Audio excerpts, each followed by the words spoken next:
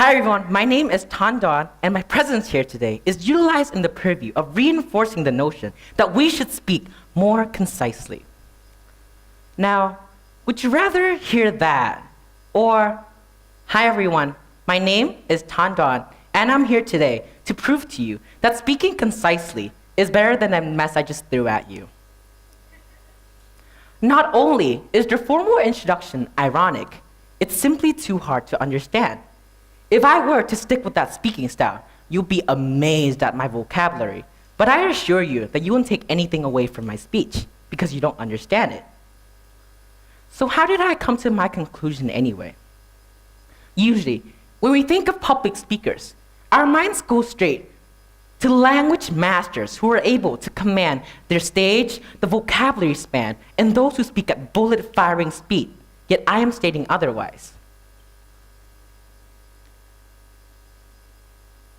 In the summer of 2017, I embarked on my journey to become a better public speaker. One could say that my journey started in Singapore, where I attended my first MUN conference. Now, my whole experience could be summed up in 4 nice words. I was completely squashed. Not only was I blown away by the vast expanse of vocabulary these Singaporean speakers use, I was literally holding on to some dear last breaths I have left, having to catch up with such fast speaking rate. Now, in retrospect, it might be actually because of the air cons in the room that caused them to speak that quick, because some of them definitely forgot to bring their blazers up there. But it is truly amazing to see how mouths can move that quick without any spit coming out of them. It was a spectacle for me to see that. But realistically speaking, there's this one thing I keep questioning myself to today. I didn't actually understand half of the thing they said. It all came to me in my ears as a jumble of ladies and gentlemen, and things like that just keep on and on and on. And though I actually don't understand, being the first time in such close proximity to these amazing speakers at such close distance, I was dead set on the goal that I would use as big words as them, but also speak as quickly as them. And so I did. In preparation for my second public speaking event, I went wild with my training. And public speakers will know all this jazz. Every day, for 5 months, I stand in front of mirrors, rehearsing through and through my speech, sometimes jamming words into one really quickly because that sounds really professional and cool, and also use as many big words as I can. And you can really see the change, because not a day goes by without a conversation goes something like this. Oh, I'm sorry, this dish is just too, how can I say this, saccharine and too repugnant to be chimified swimmingly. And what do I expect? The general response was usually like this. I'm sorry, what? Chima what and sacchar what? And to be fair, their confusion is justified. But I wasn't ready to own up to my own mistakes. Rather, I became extremely dismissive whenever anyone questioned my vocabulary, as I think they're just inferior to me and nothing else. That is, until the day of my second MUN conference. Now, stricken with more confidence, I constantly approached the podium with poise, priding myself on seeing the puzzled faces of people when they apparently hear my brilliant points, right? But that is not the case. To my own surprise, none of my ideas were actually taken into consideration during discussion time. And whenever I tried to pose a question, the listeners would actually use the question against me and directly misinterpreted it. Even worse, the only impression that people got of me afterwards was that one guy who really likes to use big words and speak at a rate that no one can really hear. I soon realized there was actually my complicated language that blurs out the actual message I want to send through. That even though I get some recognition here and there, my voice and concerns are generally negligible, and it doesn't really matter, and it doesn't really contribute to the discussion. You see, our minds tend to associate fast speaking rate as a sign of being a good public speaker, but this is not always the case. In 1991, a duo of scientists set out on a mission to find out the correlation between rate of persuasion and the rate at which someone speaks. Two groups are involved in this experiment, and their main goal is to sway a group of teenagers to their side, with the overarching question being, should the legal drinking age be kept at 21? The duo of scientists first found out how teenagers love drinking and that they're devastated to hear that the drinking age has now been raised up to more than 21. They then discovered that the faster the group that is for drinking age speaks, the more likely they're able to win the audience over them. The converse conclusion was reached for the opposition side. The slower they speak, the more they're likely to lure their audience in and have them fully, wholeheartedly support their own statement. Why is this the case? Simply, when an audience and audience members hear things that they don't like, they instantly start forming counter-arguments. Speaking fast prevents this because the speaker is literally and directly talking over the thought process and thus suppresses any disagreement coming his way. The opposite effect happens for slow public speakers. When an audience hears something that they do like, speaking slowly allows the information to tap into their memory and thus access their minds better, allowing them to better understand and agree with it. But to a disinterested audience who is yet to form an opinion on the subject, it is thus best to choose an intermediate pace at which both allows the audience to appreciate the speaker's eloquence, but also be able to comprehend the message at which he speaks.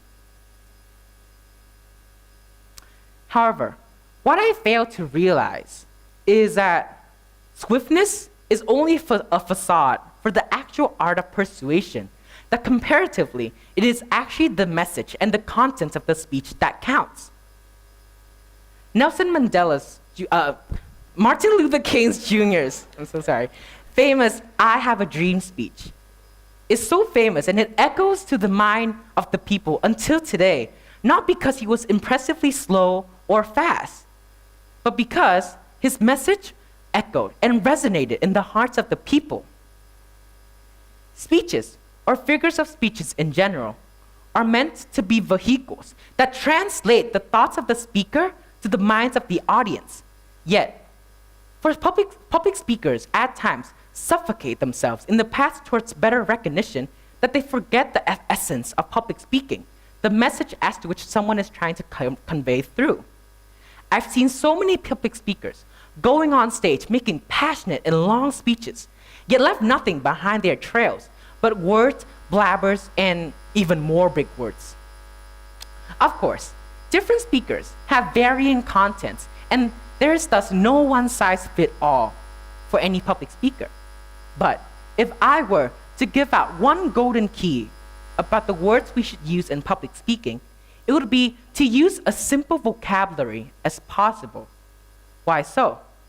First of all, using complicated language or jargon actually creates a sense of distance and exclusivity between the speaker and the audience. And oftentimes, the audience is just gonna feel really irritated and that they're gonna feel left out of the conversation. Furthermore, speaking in a complicated language allows spaces for the audience to directly misinterpret what the speaker is trying to say and do things that have adverse and negative effects than intended. These social mishaps can be avoided with a solution as simple as using simple language. But there's more to the art of public speaking than just verbal communication. On the other hand, there are different fingers. This might come off as a joke, but it really is not. We humans are born with biological gifts etched onto our own body that many fails to use during communication, our own body language. When used correctly, body language evokes specific types of emotions from the audience and thus intensifies the message as to which the speaker is trying to speak. Now, if the speaker doesn't really show his face to the audience and speaks in a more shyly manner, he's directly communicating that he doesn't really want to be here. But if the speaker speaks straight to the eye of the crowd and actually speaks at a speech that actually resonates with the hearts of the people, he's conveying the thoughts that he's wanting to be here, that he's encouraging the audience to jump on the bandwagon and join him in his idea. Speakers can also use intonations to their own advantage to boost the message as to which they're trying to convey. Oftentimes, speakers can greatly utilize lulls and stresses in their speeches just so that they can illuminate their message much better. Or, if the speakers want to convey a sense of suspense and build up the tension within the audience, he's going to slowly lower down his voices. And then bam! The dramatic revelation is revealed. Of course, one can also push persuasion to its limit by other ways. Examine these two pictures of Mitt Romney during his 2012 election, in which he employs one of the most used tactics in public speaking, creating relatability between the speaker and the audience. You see, the drastic difference in attire is because he's speaking directly to different crowds. On the picture on the left, where he's wearing very formal attire, he was addressing a crowd at the Mississippi State University, and he's speaking to a group of college professors and graduate students who were very familiarized with formal dress code. But for the picture on the right, he was addressing a county at New Hampshire, a state that has climate that might be a little bit too hot to wear suits and ties all day, every day. By creating a sense of relatability between the speaker and the audience, he's making himself open up and thus invite the audience to be more inclined to listen to what he's actually trying to offer and say. Now, some of you might be sleeping right now already, but wake up, because if there's one thing I would like you to take away from my speech, it is this acronym, SPITS. Ironic, because we shouldn't actually spit during public speaking, but bear with me and listen with me throughout. SPITS. S stands for speed. Use speed to your own advantage while evaluating the crowd as to which you're talking to, and examine whether the message and the contents of your speech actually matter to the audience. But never speak too fast or too slow. Always keep a sense of moderation. Precision. Be very precise with your wording and try your best to avoid many big words as possible. But if you accidentally use too big of a word, then provide a more rudimentary or simplistic definition of the word you just accidentally said. Illustration. Use your own body language and intonations to your own advantage, and keep an eye on them because you don't want to lose track of them. After all, a breakup of a relationship is only an eye gaze away, I'm sure. T stands for talk. Actually have the courage to talk, and talk. Ideas will always be trapped in your head if you don't allow an exit for those ideas to exit out and be shared with the audience.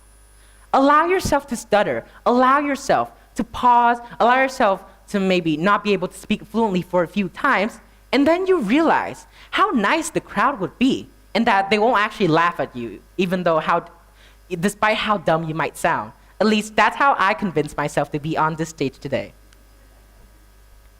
And last but not least, and arguably the most important advice, don't actually spit.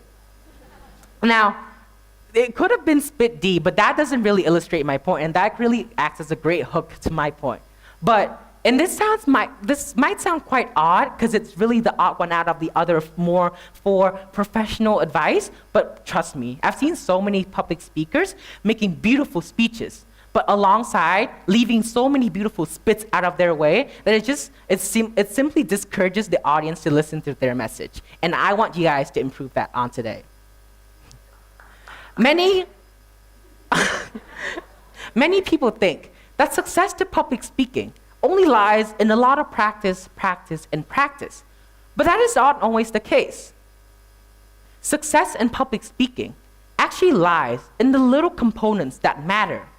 And the key of public speaking is only granted to those who are able to dissect the art into little small components and be able to examine it under the microscope. And that is an idea worth spreading. Thank you so much.